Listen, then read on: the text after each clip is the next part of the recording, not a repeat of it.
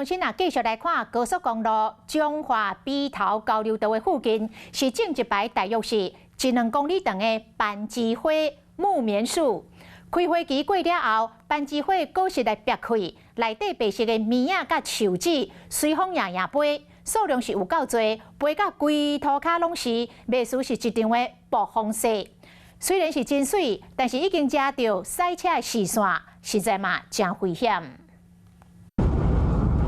国道1号彰化北投交流道附近，刚伫咧落5月雪，规条国道từ南含上包四界拢是白色的斑枝花，伫咧空中摇摇飞。你要赶快进来了。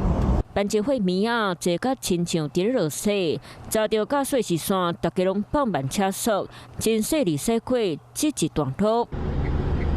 斑枝花树的棉仔，若伫咧国道行来行去，落交流道伫咧道路顶嘛是一大堆，凊彩美都拢美着。因为虽然美景很漂亮，但是行车安全更重要。看起来像下雪会。对，是会想看这样子。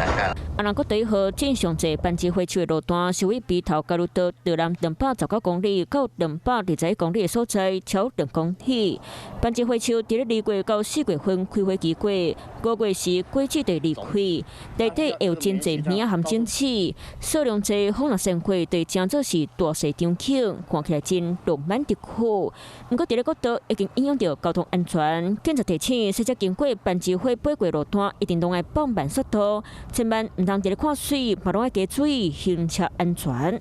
Hello， 我是庄宇杰。想要抢先掌握最及时的新闻资讯吗？赶快订阅、按赞、开启小铃铛，锁定华视新闻 YouTube 频道。